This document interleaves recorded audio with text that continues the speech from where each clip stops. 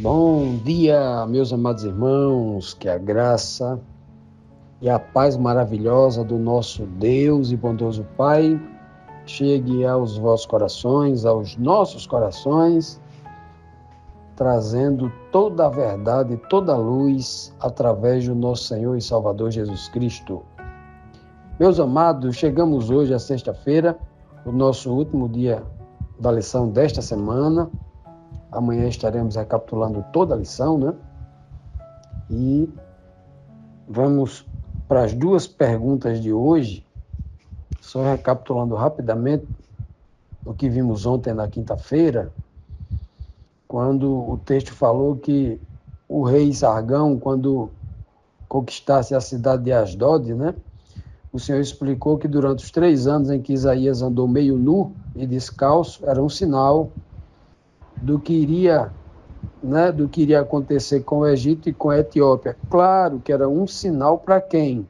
Não era um sinal somente para o povo do Egito, já que Isaías estava falando para o povo de Jerusalém, para os judeus. Era um sinal também e principalmente para os judeus, claro, né? Para que eles pudessem aprender com isso. Vimos também na pergunta 10, que o Senhor disse que o rei da Assíria, esse rei Sargão, né, iria levar prisioneiro tanto os egípcios quanto os etíopes, né, todo mundo, tanto os moços, né, os jovens, quanto os velhos. E essas pessoas iriam, né, amarrados, claro, né, de suas cidades até a Síria, amarrados nus e descalços, para que ficasse claramente evidenciado o sinal revelado no corpo físico de Isaías, que andou meio nu e descalço, né? E ele conclui dizendo, né, que eles fariam isso com as nádegas descobertas, ou seja, era algo muito humilhante, né? Vergonhoso. E ele disse que isso traria vergonha para o Egito. Por quê? Traria vergonha? Porque um dia o Egito foi uma nação poderosa, uma nação gloriosa, muito rica, muito avançada para o seu tempo, né? Avançado em muitas coisas. Até hoje, né, na arqueologia, se impressiona com o avanço dos conhecimentos médicos da época, claro, que nos compara com a tecnologia de hoje, o conhecimento de hoje. Mas era muito avançado para a sua época, o conhecimento da medicina, o conhecimento das leis, da agricultura, era muito avançado, né? Ele se impressiona. Então, o Egito era um lugar glorioso, e agora haviam se transformado numa vergonha. Claro que isso aqui é uma tipologia muito forte para aqueles que um dia andaram na luz do Evangelho, né? Assim como o povo de Jerusalém, e agora estava vivendo uma vergonha. É como um médico que eu conheço, né, um dos maiores médicos aqui, muito renomado, um médico muito grande aqui da minha cidade, que, passando uma vez na rua, ele falou assim, aquele rapaz é um médico assim, um senhor já, uns 50, 60 anos de idade.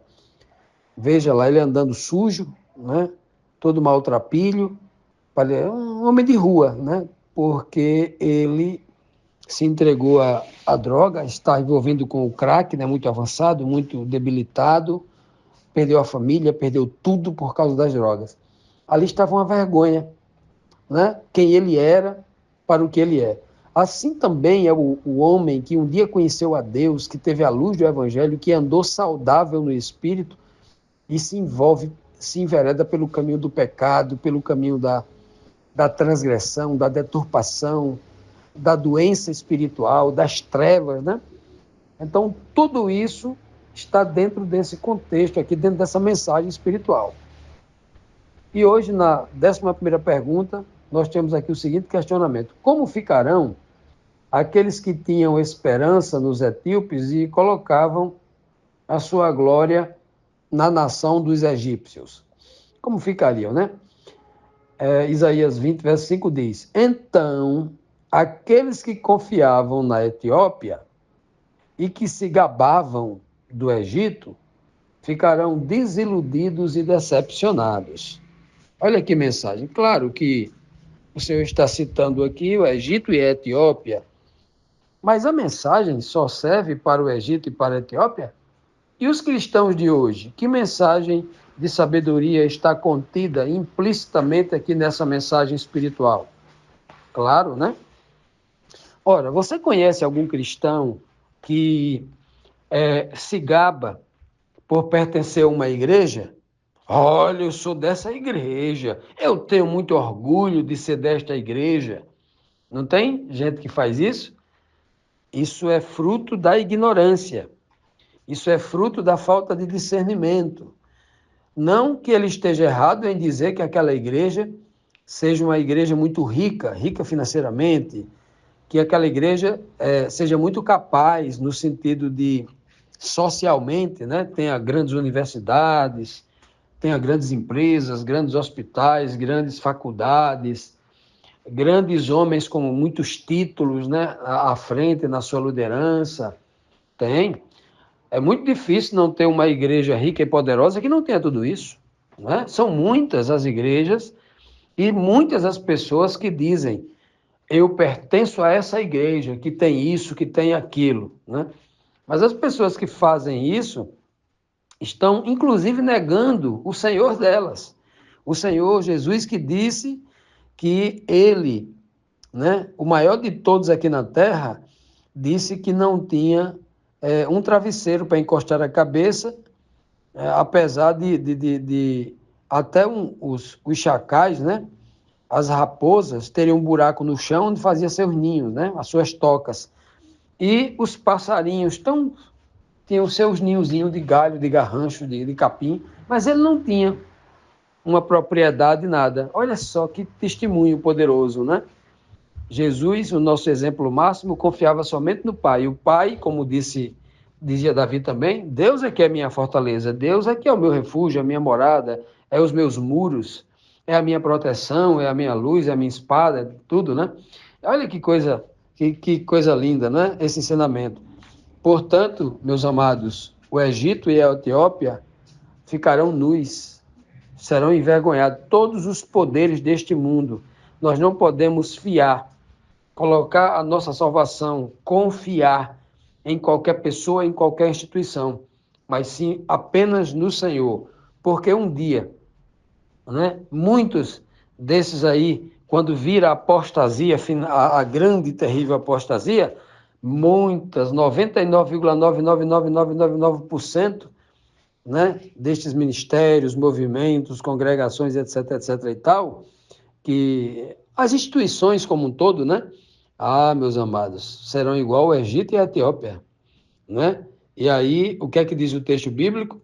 As pessoas ficarão desiludidas, sem esperança, acabou tudo para elas, porque ao invés de confiarem em Deus, resolveram confiar nas instituições, e aí será tarde demais.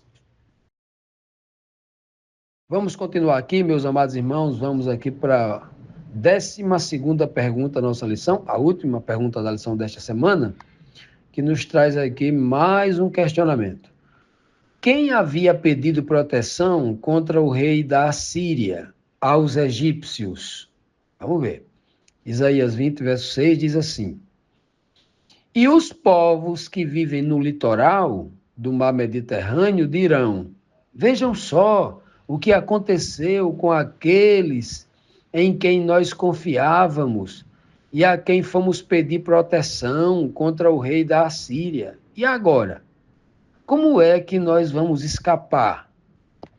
Ao longo da história, meus amados, inclusive, o próprio povo de Israel tentou fazer pacto com o Egito, né?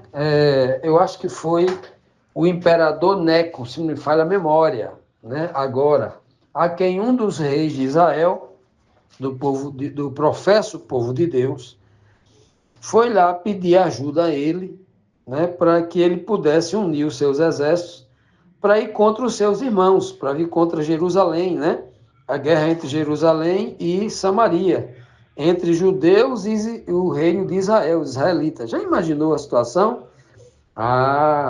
Vejam só como não só as nações do mar vizinho ao mar Mediterrâneo, que são muitas nações ali, né? Aí tinha o próprio Egito, que está às margens do mar Mediterrâneo, tinha os filisteus, né? Tinha a região de Tiro, Sidom, né? Os fenícios, né? Os sírios e os fenícios, né? Então, essas cidades que estavam ali margeando, né, o mar Mediterrâneo, cidades costeiras, elas estão agora, como quem diz assim, nós fomos pedir ajuda à nação que era a nação mais poderosa para a gente, que era o Egito. O Egito tinha sido um império grandioso, né? Isso aconteceu também de forma literal. As nações iam pedir ajuda, né? Em troca de alguma coisa, claro, em troca de ouro, em troca de muita coisa, eles davam muitos presentes, né? Pagavam para que o exército do outro pudesse lutar em defesa deles ou conquistar aí os seus, ou dividir os despojos, coisas desse tipo. E então, eles agora veem todo mundo do Egito tudo nu, meio nu, descalço, completamente humilhado, não tem nada, todo o seu ouro, toda a sua riqueza saqueada, não tem nada, não é nada, perdeu tudo, né? Sua identidade perdeu tudo. Acabou-se Egito, né? E agora eles dizem, né, completamente desiludidos, completamente assim, sem esperança, sem nenhuma ver uma luz no fim do túnel, né? E agora? E agora? Como é que nós vamos escapar? Já imaginou essa cena trazida para o tempo presente? Se nós adiantarmos um pouco mais no futuro, né? Para a volta de Cristo, para aquele povo que confiou, né? O povo que estava à margem do mar, né? Mar no Apocalipse é Babilônia, né? Quantas igrejas não estão bebendo do vinho da Babilônia? A maioria, 99%, a maioria sempre foi assim. Bebendo, seguindo tradições de igrejas, doutrinas falidas, inventadas por homens, fábulas engenhosamente inventadas, como diz o apóstolo Pedro, por homens, né? Desde a Idade Média, as igrejas não reformaram as doutrinas todas e continuam cegas, seguindo teorias de homens, né? Líderes e líderes religiosos brigando, né, por a teoria de um homem contra a teoria de outro, completamente cego, um confiando no Egito, outro confiando na Etiópia. Todos vão ficar nus, não é mesmo? Todos vão ficar nus. E aí, nessa hora, eles vão, né, envergonhados porque creram errado, porque escolheram errado, vão dizer, e agora? O que será de nós? Nós somos cidades que estamos morando, ficamos impactados com o mar Mediterrâneo, com o mar da Babilônia, né? Impactados com ela, bebemos aí, achamos que estávamos protegidos por ela, pelo mar, pelas águas. Né? Por isso que Apocalipse 17 diz que a Babilônia, que é simbolizada ali, tipificada por uma mulher, por uma igreja mãe, né? Diz lá que ela é mãe de meretriz, ou seja, ela é a mãe de muitas igrejas. Dela saiu várias igrejas, né? Ou melhor, todas, várias não, ela é a única mãe. Ela está assentada sobre a besta do Apocalipse, né?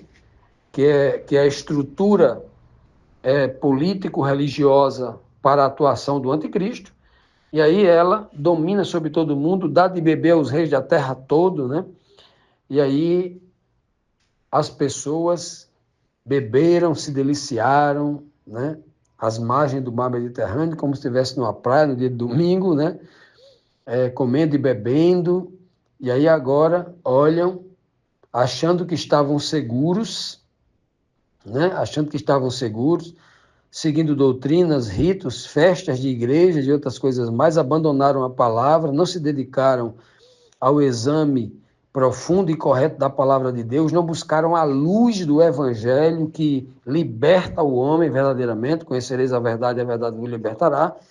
E aí, no momento do julgamento, no momento em que o Senhor revela, que o Senhor permite que o rei leve cativo os seus inimigos, os desobedientes, é nesse momento em que as pessoas realmente, a maioria, vão despertar para a bobagem que fizeram, né?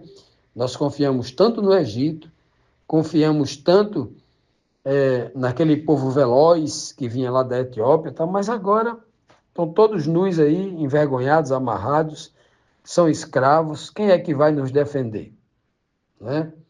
Como é que nós vamos escapar, né? Vejam só o que aconteceu com eles, que eram mais fortes do que nós, como nós julgávamos. E agora, o que é que vai ser da gente? Já imaginaram, meus amados, que situação?